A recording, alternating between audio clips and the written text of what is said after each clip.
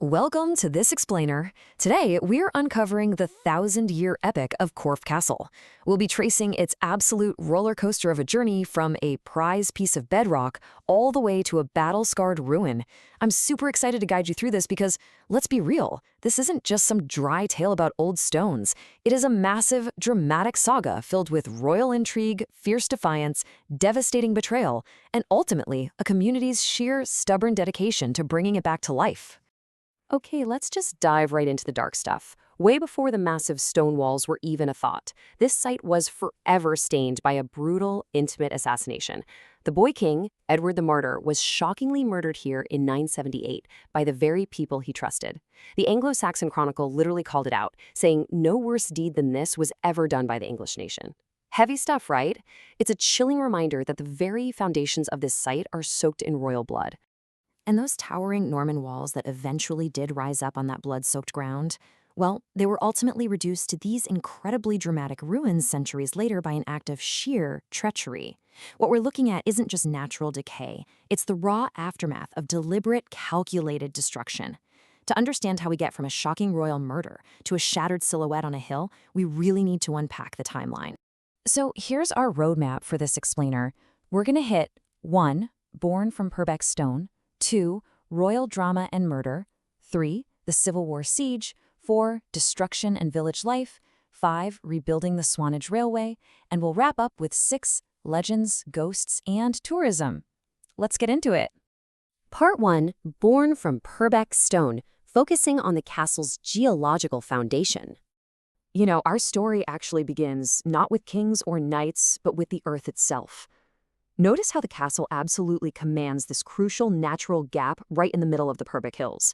It sits squarely on the main route between Wareham and Swanage. Simply put, if you wanted to control this landscape back in the day, this was exactly where you had to build. In fact, the name itself literally tells you everything you need to know. Corfe comes from the Old English word churfen, meaning a cutting or a gap. The whole settlement and fortress sit perfectly tucked within this eroded gap in the chalk ridge, carved out over millennia by two little converging streams. It's just a perfect, flawless marriage of natural geography and military strategy.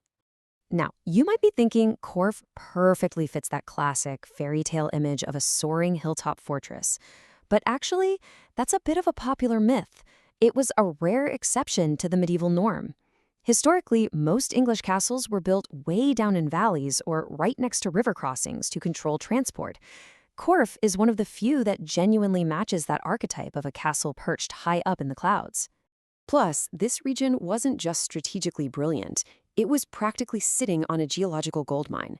It was famous for its highly prized Purbeck stone and marble. The stuff was so durable and so beautiful that it wasn't just used to build Corfe Castle, it was shipped off to create the lavish, polished pillars of Salisbury Cathedral, along with intricate art like the Green Man sculpture. So the very bedrock of Corfe was quite literally a royal commodity. Moving on to Part 2, Royal Drama and Murder, detailing the rise of a fortress. Okay, so let's jump to the 11th century. Back then, most castles were basically just piles of earth and timber, right? But Corfe? William the Conqueror had it built partly of stone right from the jump. Over the next few centuries, monarchs like Henry I and King John poured absolute fortunes into expanding it. By 1244, Henry III went as far as ordering the immense stone keep to be completely whitewashed. I mean, just imagine how that must have looked to a passing peasant. A gleaming, blinding white fortress towering over the landscape. Talk about an ultimate flex of royal power. And to really grasp its importance, get a load of this staggering number, 15,000. That's the exact amount of crossbow bolts King Henry III ordered to be shipped from Corfe Castle's stores to supply a distant siege in Bedford in 1224. Think about that scale. It completely proves Corfe wasn't just a defensive bunker. It was a massive, highly strategic royal armory and supply hub.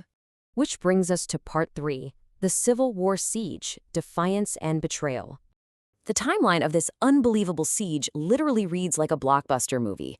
Sir John Banks bought the castle in 1635, but actually it was his wife, Lady Mary Banks, who totally stole the show as its legendary defender. In 1643, she fiercely held this royalist stronghold with just 5 people, against a besieging force of hundreds of parliamentarians. The castle was virtually untouchable from the outside. But 2 years later, it fell, and not from cannon fire. A royalist officer named Colonel Pittman pulled off the ultimate inside betrayal, sneaking parliamentarian soldiers right through the gates in disguise. The mighty Corfe Castle was taken from within. Up next, Part 4, Destruction and Village Life, exploring its new purpose. So, following its capture, Parliament wasn't about to risk this beast of a fortress ever being used against them again. They issued an order to have the castle deliberately slighted, which is just a polite 17th century term for demolished. But here's where it gets truly fascinating. The death of the castle literally gave life to the village below. The locals seamlessly swooped in and repurposed all that historic rubble, those perfectly cut Purbeck stones, to build the charming homes and shops you see in the village today.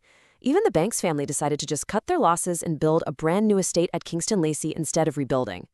And if you wander around the area today, you'll probably spot these funky diagonal stone walls. Now, for years, this super romantic local myth went around claiming these were built by captured French prisoners of war during the Napoleonic era. But the reality? Way more practical.